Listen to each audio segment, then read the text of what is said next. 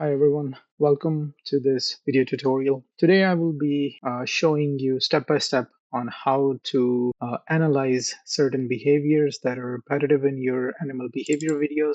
And to do that, I have a video over here in which a mouse is jumping, as you can see over here. And it's a very specific type of jump, and it's repeated at least twice. So by the way of analyzing the animal poses through Deep Lab Cut, we can design a program to help us analyze these jumps here. So let's get started. I will show you the planning phase as well as the code writing phase. So this video may be a little bit longer than my previous videos. So without further ado, let's get started. I'm going to create a jump counter dot py file. This is a Python file. And then I'm going to open this one in my Visual Studio Code. So to begin planning out, we have to first import some libraries, and I'll just call them libs here. And then second step, I guess, would be to load the deep lab cut output data. So I will just show you what that looks like. So here, this is a standard DLC output. I'm tracking the nose, head, thorax, and the tail base for the mouse. And it's only a minute long. This is just to demo how to go about planning for your code and how to write it. And then here, back to the code, I am going to be skipping the first row. And this is primarily done because there is a header right here. And this header doesn't have any useful information. I'm skipping this for my own project here. Okay, so then I should also do one like this.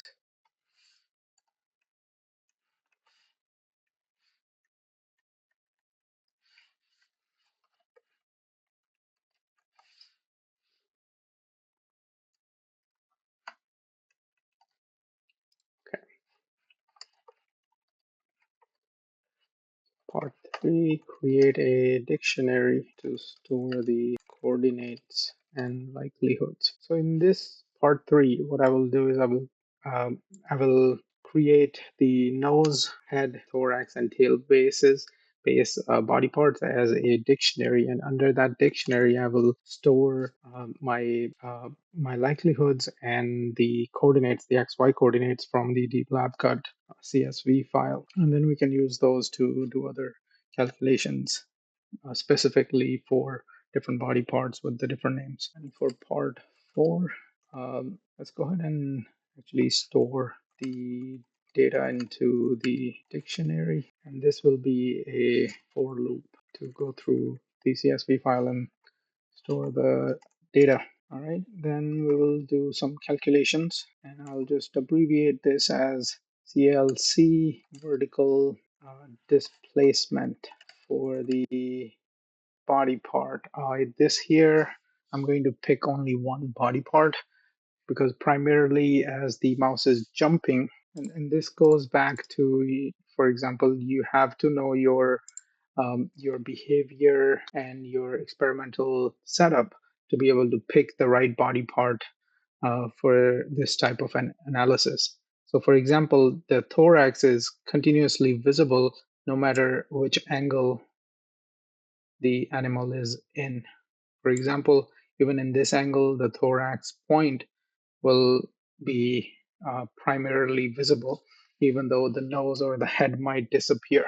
So for me to analyze the jumps or any other type of repetitive behaviors, I would want to pick some body part that has a great visibility. So for me, for my case, that is the thorax. So I will go ahead and use this one, part 6.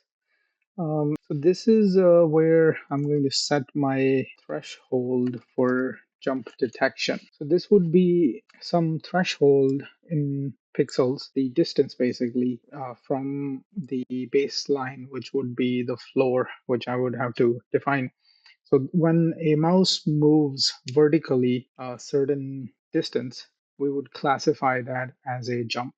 Now, be careful in the body part that you pick. For example, if you were to pick head generally tends to move a lot, especially if your animal is doing rearing behavior. So if you define your threshold, this is again experimental based. So if your experiments call for a bigger threshold, make sure you adjust it. But for a mouse that is about 11 to 15 centimeter long, it's generally a good idea to pick the full length of the mouse to be a threshold for your jumps. So here for part 7, let's see, I've already set the threshold for detection of jump. Let's initialize a variable for counting jump count and the state. And that way we can save our jumps very easily into a variable. And each time, for example, a new jump happens, we will update the state of the mouse.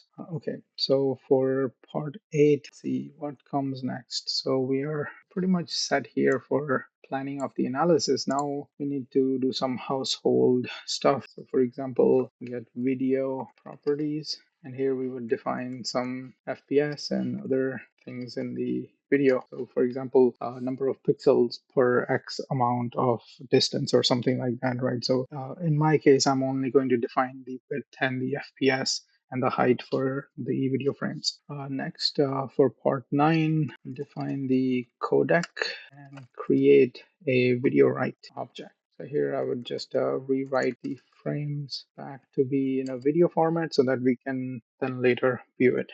And then the last part, well, I guess it's a 9.1, part 9.1, and that would be overlay. Actually, never mind. So after creating a video, I would have to update the jump state before I can write it. So it would be jump count based on vertical displacement, and then then the overlay jump count on the frame. And then finally write the frame to the output video. And we will then release everything if the job is finished. By job, I mean the analysis is finished. We will close everything down. And then last step would be to print everything. So whatever we want to do, we'll have some behavior printout for outcome.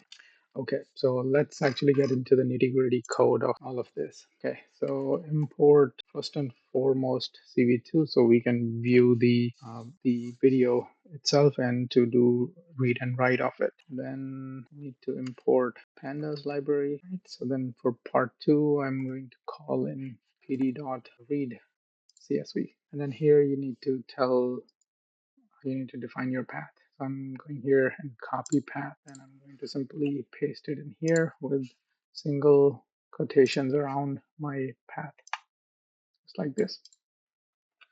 Okay. So with that being done, I forgot something. So here I'm skipping the first row. So the way to do that is you just you put a comma there and you put skip rows equal to whatever number of rows you want to skip. All right. So part 2 is done. So let's make a variable called body parts, and within this, let's put in our names for the body parts. Then for the data dictionary, I'm just calling that variable data dic. It's actually real dict, and for that we need the body part, all of x, comma y, and I also need all of y here, and I also need likelihood, if I can spell that correctly, all of the likelihoods for part in body part. Okay, so it will save all of the XY coordinates and the likelihoods for each of the body part that are in this body part dictionary. Okay, so then part 3 is done. Storing the data, and for this one I can just let's write a loop part in body parts data dict, right? So I'm only going to keep the numeric information, and that's why the PD to numeric is there. It will convert anything that may not be numeric to numeric data. So for the errors, we want to do course. Okay, I also want to do this same exact thing now for the y. Here I'm just replacing that with the y. So here is the dictionary for x being created, and here's the y, and it will just automatically store the data into this dictionary. And I almost forgot that I need to do the same thing for the likelihood. I'm just copy and pasting from there to here. Okay, so part 4 is completed. Next, to calculate the displacement, let's take the body part and make that into variable underscore y. And because we are doing vertical displacement, that's what this y axis is here for. I'm going to take the data in the dictionary for my thorax, and this is going to be the data for the y-axis. Okay, so like this here. So this is going to be the data for the y-axis only, and I'm going to then define my vertical displacement coordinates, and let's to thorax.diff for the difference. And then in part 6, I'm going to actually define what the difference is. Upward threshold. Let's put this to be 20. I think that might work. Although I might have to adjust it. For the downward threshold, I'll put this to be negative 20. All right, so let me explain what is happening here. So upward threshold, when the mouse is moving up. So here, for example, if I was to take a look over here, if the mouse is on the ground itself, there is no upward displacement or downward displacement of at least 20 pixels. Or in this case, it's pixels, but in your case, you can change it to whatever number you want. Just make sure that you adjust your units. So that's what I'm doing here in my code. I'm defining this upward and downward threshold so that it will keep the jump separate from any other type of movement that the mouse may be doing. Okay, so for the thresholds are defined, let's move on to actually making the jump variable, and we will initialize this at state 0, and state 0 would be on ground. And then for part 8, let's just make a variable called cap, and we will call it CV2 video capture. So we'll just capture the video for us and start analyzing. And again, we need to provide it with the video path like this. Okay. So for step 9, we have to get some video properties. We have the video properties right here. So I will just do video properties here. I actually forgot a step, but we don't need it, so it doesn't matter. All right, so I'm using CV2 and I am initializing the cap variable right here, and then using the get function to get the FPS properties for that. And then same thing I will do for the width of the video frame, initializing cap dot get CV2 and then cap underscore prop underscore frame underscore width. Height is another thing that I want. All of these are going to be used later when I go and save my video, because I want the FPS to remain consistent between the original video and the video output that I'm generating. All right. So with that out of the way, let's get some codecs written. This is just so we can do some video write. I'm going to use the out variable to output my or write my video out. Here I will change this to underscore analyzed. Okay, so my video has the same name as my input video, but has at the end analyzed to demark that I have analyzed this video. Okay, and then we want to make sure that we frame indexes so that we always start with the 0 frame. I'm actually going to delete this right here because I have a few new ideas that I want to incorporate here. All right, so let's see. So this loop is really important because it will take the video and open it. We can do read frame read. We want to handle cases where if it doesn't read, then what do you do? Right? So then in that case, you break this loop if the video doesn't read in. So this way it doesn't go into an infinite loop. So then I want to do update for my jump count based on vertical displacement. Okay, so let's write the if statement for this. If frame index greater than 0, right? So here the logic statement is that if state on ground and vertical displacement is greater than upward, then call that state jumping up, else if state jumping up and vertical displacement for the frame index less than downward threshold, then state is equal to jumping down. You can call that jumping down, I guess. Here you can call these jumping up, jumping down, moving up, moving down, whatever you want to call. Just make sure you keep it consistent. Okay, so there is another state I feel like I should put in, and that is jumping down and vertical displacement of frame index greater than or is equal to 0. Then update state to be, no. So this one, it's greater than 0. And this is where the code becomes math, so to speak. This would be updating jumps. Okay, so this way, if it goes up and down and comes back to the ground state, we will call that a complete jump. We will update our jump initial state, which is up here. Okay, so okay, I think that's it for this loop. Next, I want to do overlay jump count on the output video. This is just so when we go and see the video, we can visually have a visual representation of the count of the jumps that are happening. I'm putting the text on the frame itself, and it will be jumps. And I want to take the variable jump and put that there. And then for the font, I just like Hershey font, and the simple Hershey font. For the color, green in my opinion works the best, but you can choose whatever works best for you.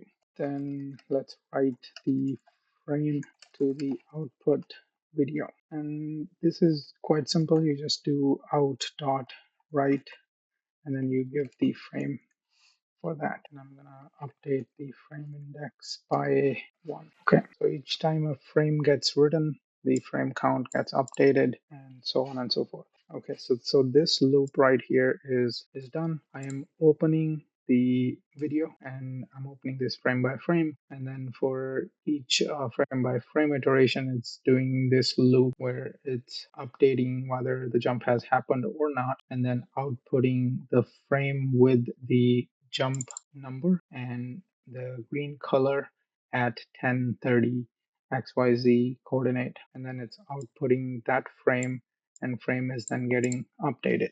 So part 10 would then be to release everything, job is done.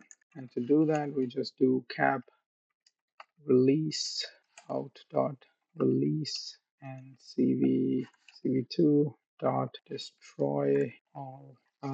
And just for sake of having some output, I will do print f total, and this would be jump. Okay, so this is ready to go. So this is ready to go, and before I can run it, I need to make sure that I have an environment active. In my case, I have this show and run, and then Python select interpreter.